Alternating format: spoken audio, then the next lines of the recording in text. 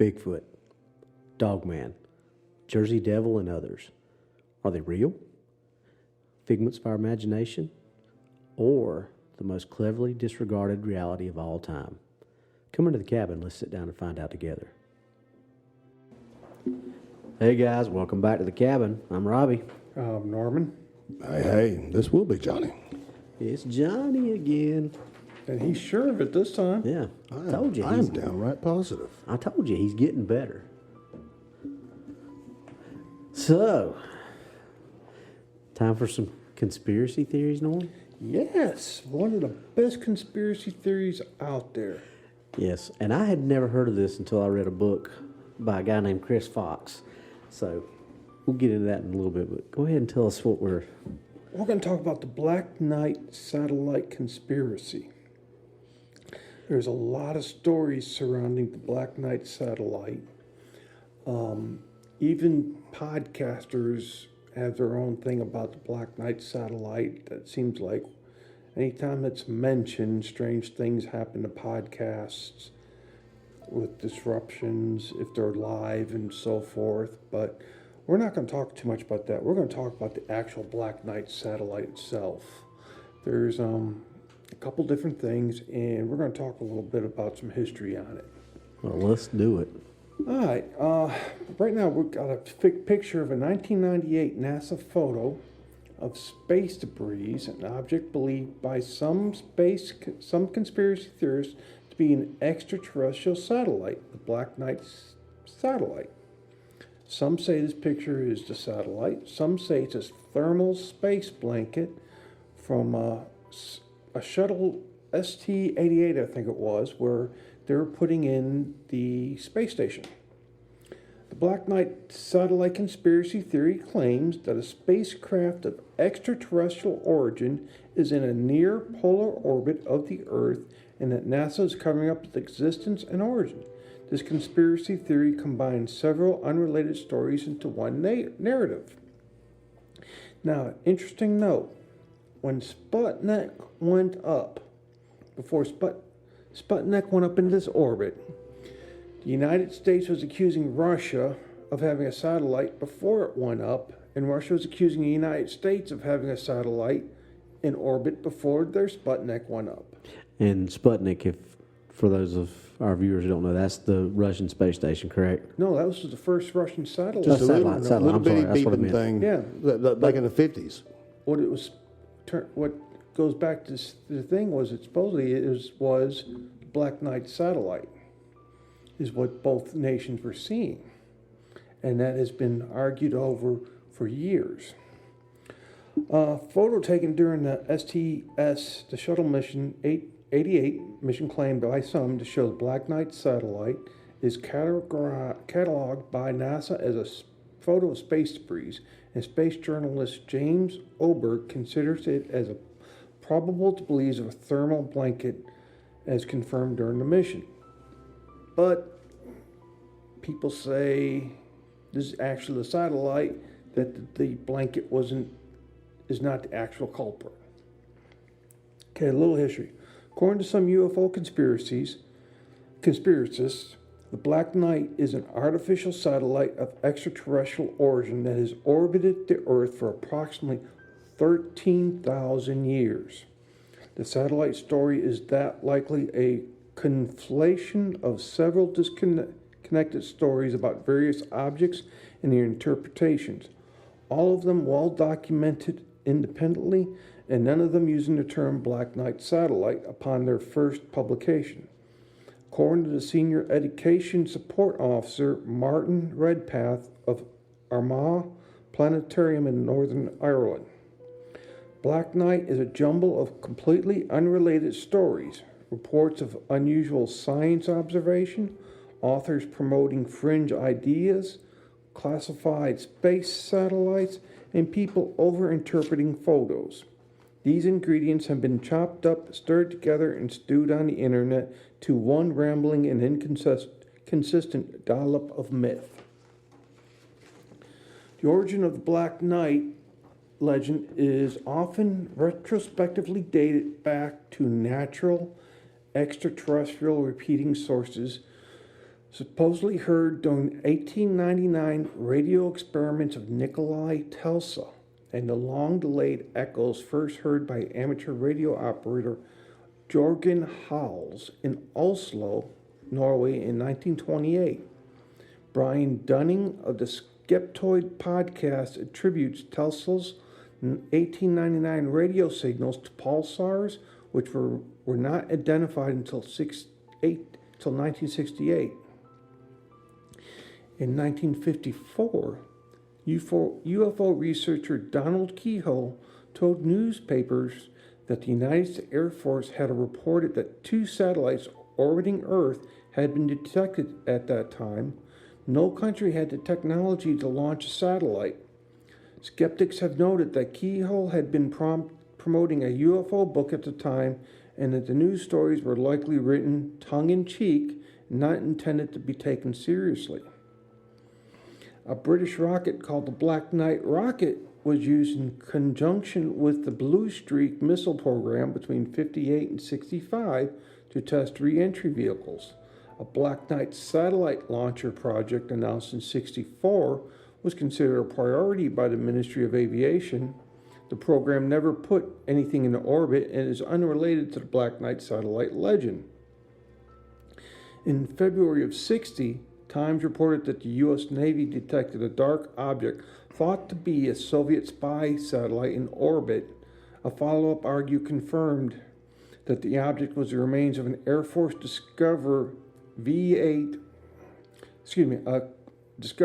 satellite that had gone astray. Then in 1963, the astronaut Gordon Cooper supposedly reported a UFO during a 15th orbit in Mercury 9. That was confirmed by tracking stations, but there is no evidence that this happened. Neither NASA's mission transcripts nor Cooper's personal copy show any such report being made during the orbit. Now, I've heard Cooper talk about this, and he has claimed publicly to have seen a UFO during that mission. So he's claiming to have seen it, but they're saying that the others are saying that no, he never claimed that. Correct. Even though he's claiming himself that yes, I saw it. Yes. That's interesting. Yeah.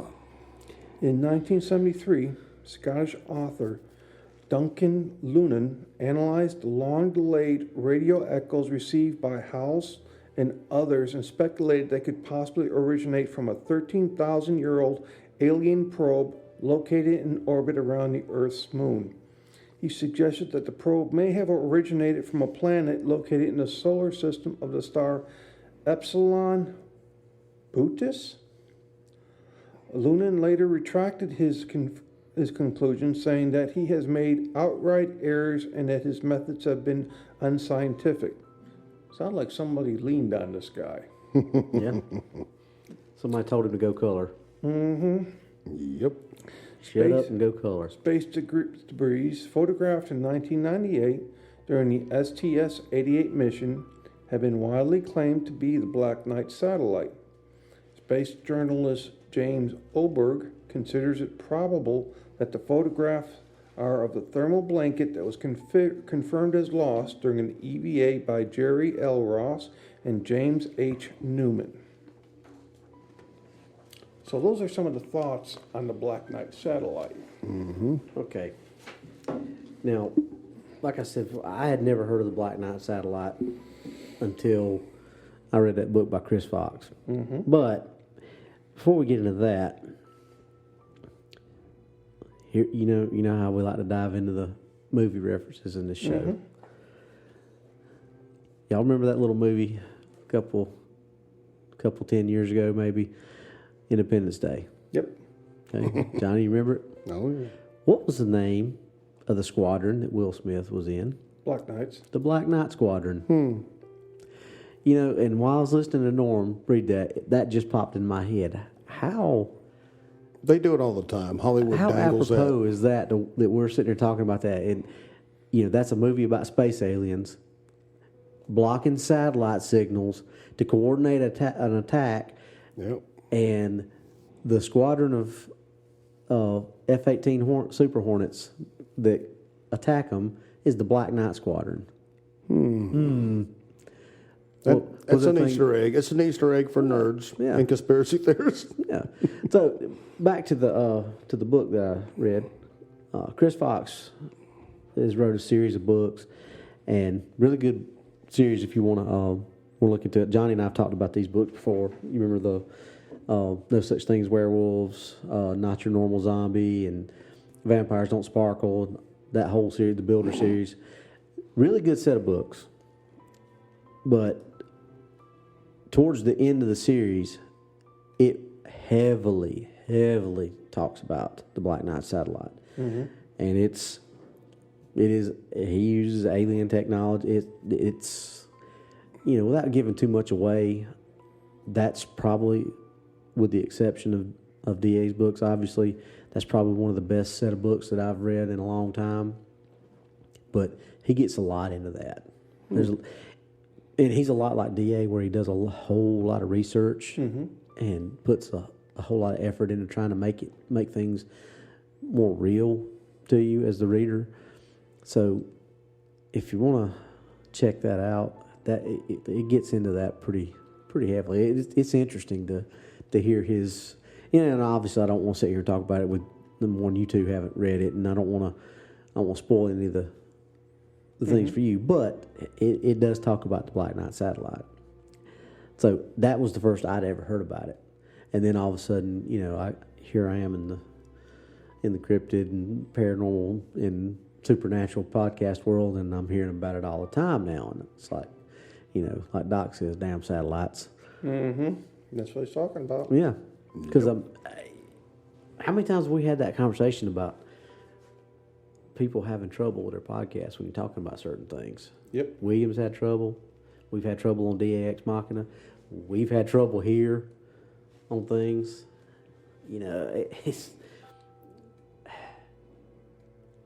I don't consider myself a conspiracy theorist because, for the simple fact that a lot of these things that are conspiracies are true. I have some thoughts on this. I mean, lay them on us, Norm. Well, it's been around for supposedly 13,000 years. There's been this talk that there's been pre-civilization, that this could be a remnant from a pre-civilization. One of their satellites, it's still up there, managed to survive whatever catastrophes there was. That's one possible theory. The other is it could be an extraterrestrial satellite. It's there as call it a watchtower. Its job is to monitor our civilization. Just to watch, see how things are going. See how we're coming along. See how we're growing. Seeing how we're stabbing our neighbors now, new and better ways. See if we're learning to become better neighbors. It's there to see our growth. I can tell you the answer to that's no. No, but I think it's there to watch. I think it would say experiment failed, burn, repeat. I think it might be just a neutral observation satellite for an extraterrestrial race, maybe. So that's you're laying your cards on that. I'm saying that's what you one think. One of two possibilities. But you believe that's the possibility that you believe, right? It could be. Until someone pulls up to it with a satellite or one of these new Dragon capsules and does a man EVA to this thing and goes, yep, it's a space blanket. Well, Elon's probably working on his space truck that he's going to drive up to it. Until someone can disprove what it is, okay, everybody's going to say it's a satellite. Until somebody actually goes up there and can disprove or prove what it is, we're going to have theories. And until theory can be proved, don't you think though, Norm? That's just like the things we talk about Bigfoot and other cryptids. Do you think that even if NASA goes up there and they do find out, there's always still going to be people denying it? Well, they're not going. Well, that too, but they're never. If it is an extraterrestrial satellite, we're never going to hear that. I ain't going to say never, but we're very unlikely to hear the honest truth coming from them about it. True. And, so Because for all we know, there's already something been that's there. went up, and that's why have we never been back to the moon? Oh, there's a lot of theories on We that. were told not to come back. I totally 100% agree with that, Johnny. There was something up there that scared the ever loving because I mean, Neil Armstrong and Buzz Aldrin supposedly seen UFOs lining the crater that they were in. yeah, And then you got Buzz slipping up and saying, we never went to the moon. There's all kind of craziness about the moon. yeah. He said that in multiple interviews. I don't believe the moon landing was faked. I honestly believe that we went there, but I believe that because this thing let's go back to the Men in Black thing that we've talked about this before. That the patents and things that we got Velcro from aliens, that kind of stuff, which is that's funny and all, but look at how much our technology jumped from Korean War maybe to Vacuum tubes, to now. transistors. From the 40s forward, yeah. the computer that they used for mission control to go to the moon filled up 2 rooms, or at least a huge room. The picture, I remember the pictures when I was a kid. Now there's more computing power in this phone I'm holding in my hand than there was in that whole room. Exactly. And how long ago was the moon landing? 69. 60s. Yeah, 1969. Yeah. And we're at 2023. I mean, the astronomical jump. Thanks, DARPA, but DARPA got it somewhere. Yeah. The thing is the collider at CERN. All that stuff. That's an astronomical jump in that time frame. Mm-hmm. I'm pretty much a boomer when it comes to this stuff. I've been active in the conspiracy stuff since the early 90s. And I remember Black Knight. I didn't hear about it in 98. It was a couple years later. But early 2000s, there was never this talk about space debris or trash. But now any search you do on it, that's the first thing that pops up. Space trash debunked, ST-88, have a nice day, nothing to see here, kids. Mm-hmm. And the Will Smith, it was some swamp gas that was refracted from Mars, and Yeah. Yeah, I've never seen that, but magically, when we were looking into this 2 weeks ago, every single thing, number one thing, here debunked. STS-88. Maybe we need to check with Snopes and see what that cat lady and her cat has to say. Okay, it's a thought. They're verified. They got the blue check mark. Oh, they got the blue check mark. They must be good then. Must be verified.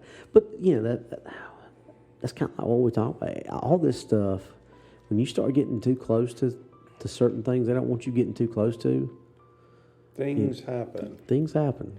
We dealt with that episode. And funny enough, the episode that we had trouble on was the episode we were talking about that kind of stuff on. Yeah.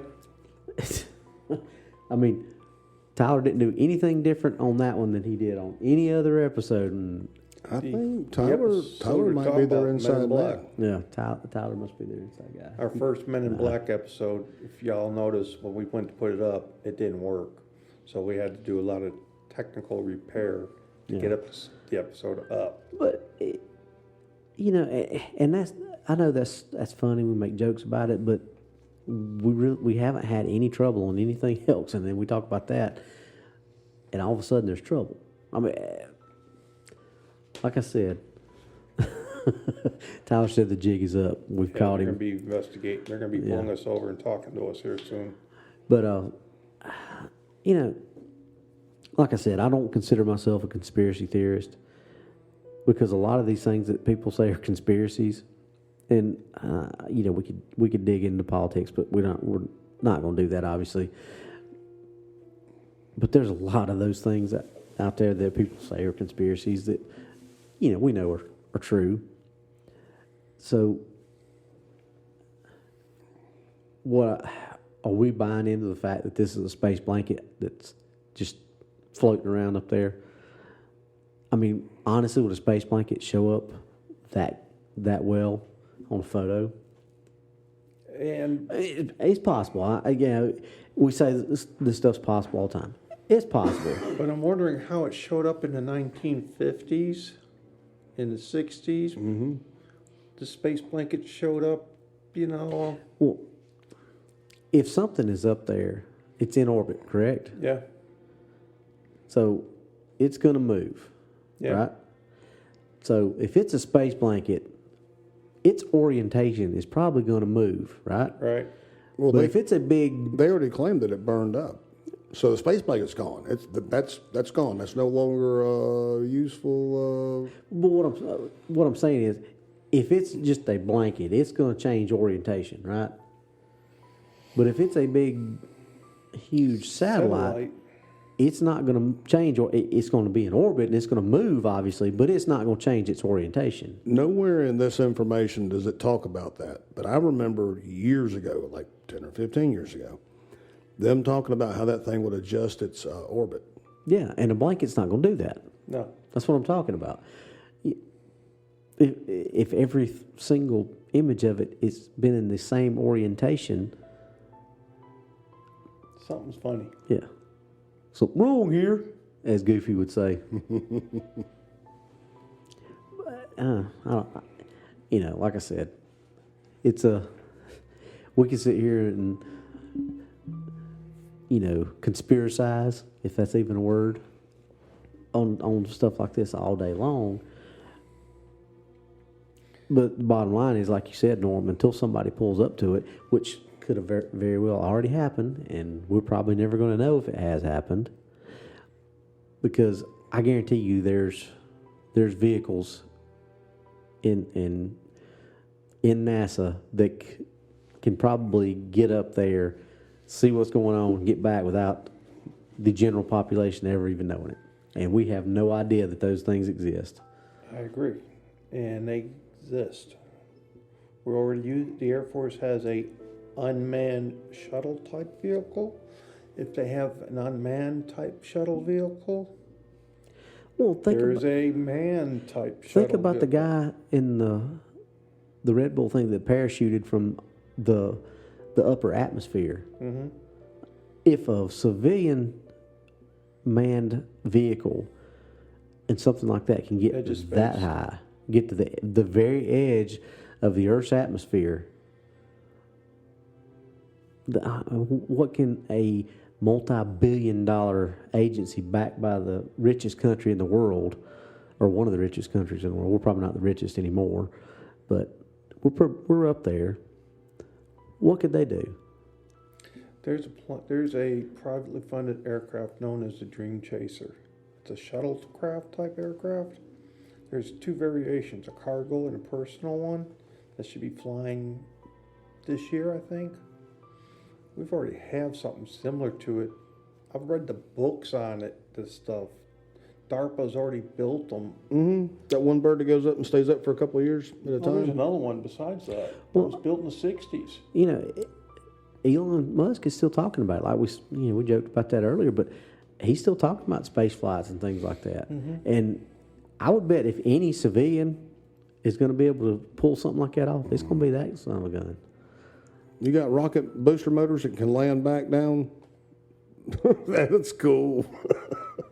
He's come a long way. Yeah. But magically, we lost all our records to Saturn, the Saturn project, the Apollo projects. This hit me in the face and tell me, a dog died. Whatever. Tell me it's raining. Hit me in the face with a boot and tell me it's raining. It makes about as much sense. Yeah. NASA lost all the specs. How do you do that for a multi-billion-dollar project? I'm short bus, but you know what? I got reload data. Even if I lose my books, I still have my reload data.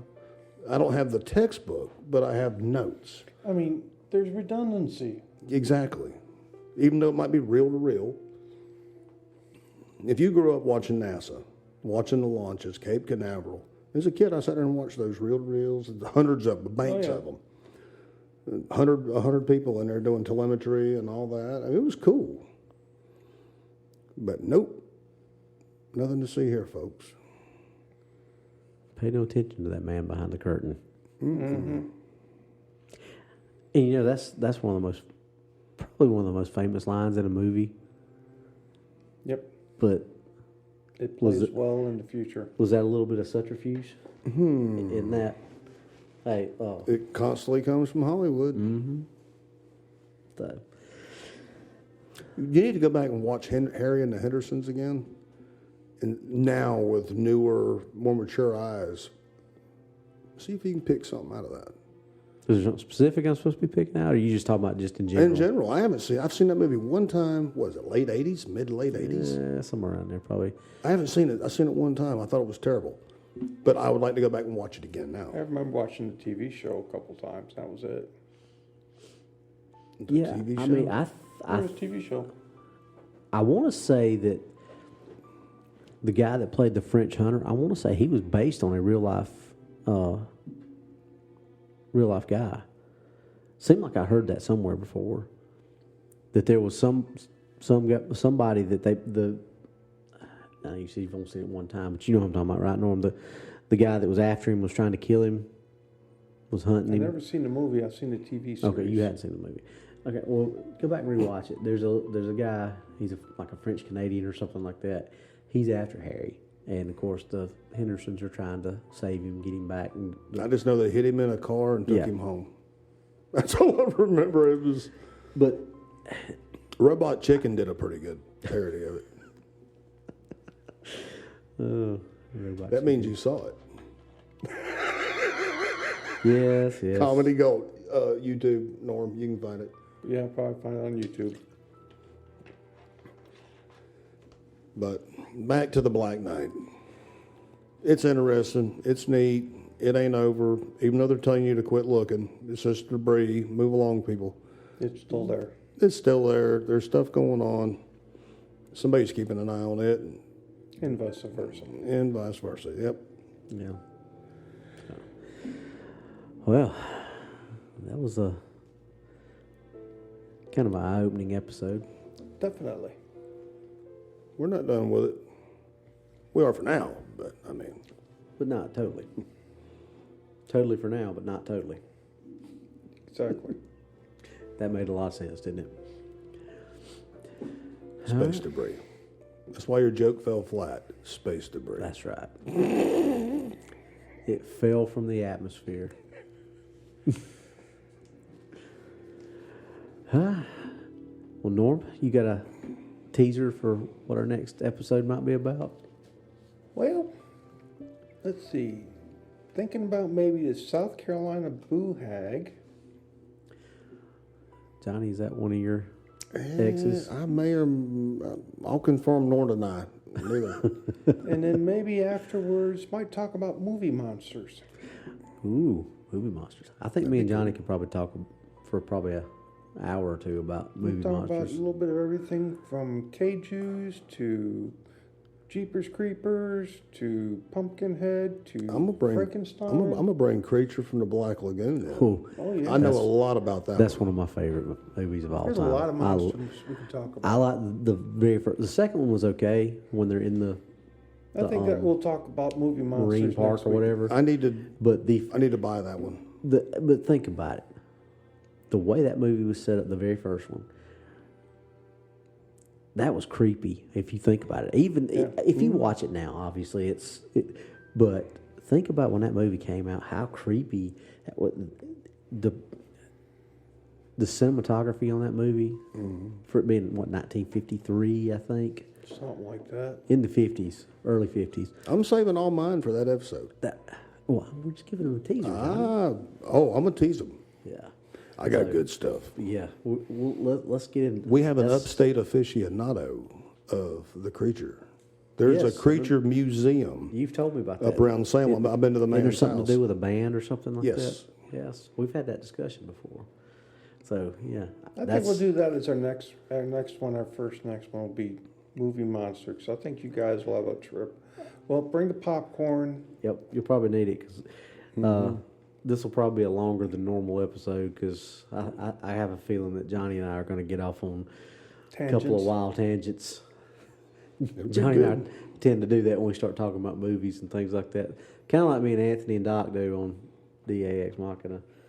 So I We think tend that'll be a long one, and I think that'll be a very good subject. Just talking movie monsters, just a little something different, because even if we're talking about them, there's always a little bit of truth maybe to it. Other than maybe the kaiju in the Godzilla universe. Well, I don't think there's any truth to those. I think, because those movies are actually, the very first one anyway, was a metaphor for the nuclear warfare. Nuclear weapons. And things like that. So I don't think that there's other than that part of it. Well, they also have members in the Japanese culture, they have dragons. True. Gojira. Yes, Gojira, not Godzilla. That is the Americanized version of it. That's the biggest thing in their culture was dragons that breathe fire. All your Asian cultures, they all had dragons. It didn't matter if it was Cambodia, China, Japan. Then they just got softer with Mothra and Gamera. Oh, it got terrible when they did all that. They had the big ankylosaur. I'm a Godzilla aficionado, so I've seen every Godzilla movie, every Gamera movie. I own them all. Oh yeah, I've seen every one of them probably 20 times. I like a lot of the old ones. Yep. Okay, let's leave them with this. Johnny, what's your favorite Godzilla movie? Oh, the old Tokyo, him stepping on cardboard popsicle buildings. Specifically, do you have? I don't know. I don't speak Japanese. I couldn't read the first titles. one. The very first Raymond one. Burrow in it. Yeah, No, he was not in the. Well, yeah, he was in the first. Well, see, there was two of them. He was featured more prominently in the second one. Right. See, they made the first Godzilla one Raids again without him in it. And then the original Americanized version. The Americanized one, they added him to the Japanese one because I watched the Japanese one, and I seen the difference of where they added in his parts. And we'll get into that. There's a whole, because you got Heisei, you got Toho, you got Legendary, you got Godzilla World, you got Shin Godzilla. There's.